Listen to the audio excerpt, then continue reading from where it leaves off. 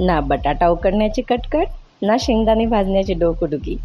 आज आपण स्वाद प्रवासमध्ये बनवणार आहोत एकदम कच्च्या साहित्यापासून झटपट तयार होणारा आणि तोंडात टाकताच विरघळणारा साबुदाणा वडा. हो, तुम्ही बरोबर ऐकलेत. यामध्ये आपण बटाटे उकडणार नाही आणि शेंगदाणेही भाजणार नाही. तरीही हा वडा इतका कुरकुरीत होतो की तुम्ही नेहमीची पद्धत विसरून जाल. चला तर मग वेळ न घालवता रेसिपी सुरू करूया. इथे मी साबुदाणा मिक्सरमध्ये थोडा फिरवून घेतला.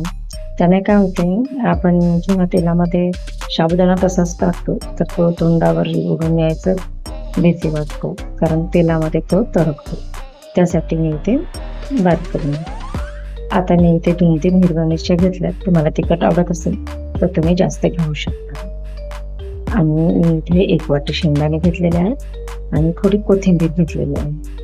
कोथिंबीर जर तुम्हाला उपवास असेल तर तुम्ही कोथिंबीर नका टाकू. मी असंच खायला बनवत आहे म्हणून बनवते. आमच्या इथे ना उपवास सोडून वडे कधीही खातात, कारण खूप छान होतात आणि आवडतात त्यांना. आता आपलं जे मिक्स झालेलं बॅटर आहे त्याच्यामध्ये हिरवी मिरची, कोथिंबीर आणि शेंगदाण्याचं जे मिक्सरमधून फिरवलेलं वाटण आहे ते टाकायचं. आणि आता आलू आपण उकडून घेणार नाही, जसं मी तुम्हाला पहिले सांगितलं. इथे मी आलू थोडासा मोठा जाडसर आणि मी किसून घेतलेला आहे आणि लगेच पाण्यातून काढून द्यायचा. त्याने काय होते, आलू आपला काळवटणार नाही. आणि आलूचा किस बॅटरमध्ये मिक्स करताना थोडासा पिळून घ्यायचा. त्याच्यात पाणी थोडंसं होईल तेवढं काढून घ्यायचं. त्याने काय होते, आपलं बॅटर थिक होते, नाहीतर मग पाण्याला सगळं वितळून जाईल आणि तुमचे वडे बनणार नाही. मी इथे साधे मीठ वापरले, तुम्ही उपवास असेल तर सेमी मीठ वापरू शकता. आता याला मिक्स करताना थोडीशी हाताची आग होते, कारण हिरवी मिरची थोडासा त्रास दिला, पण चवीला एकदम भारी होतात. जेवढी मेहनत लागेल ना ज्या पदार्थाला, तेवढेच ते छान होतात. आमच्या इथे तर हे आठवड्यातून 2-3 वेळेस बनतातच. बघा, आपलं बॅटर मिक्स होत आलेलं आहे.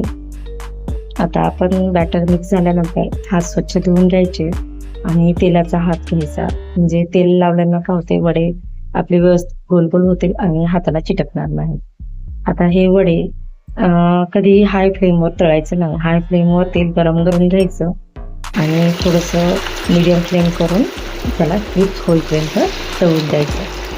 हाय फ्लेमवर तळले तर तुमचे वडे वरून तर तळतील, पण आतून कच्चे राहतील आणि ते टेस्टला बिलकुल चांगले नाही लागणार आणि क्रंची तर अजिबात होणार नाही. त्यासाठी ही एक ट्रिक आहे.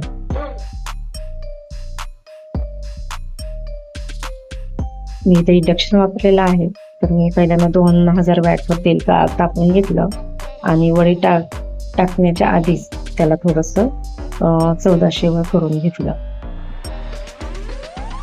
बघा, आपले वडे तळून होत आहेत. तोपर्यंत आपण मस्त ते, तुम्ही काल पाहिलीत का माझी दह्याची रेसिपी, नक्की पहा.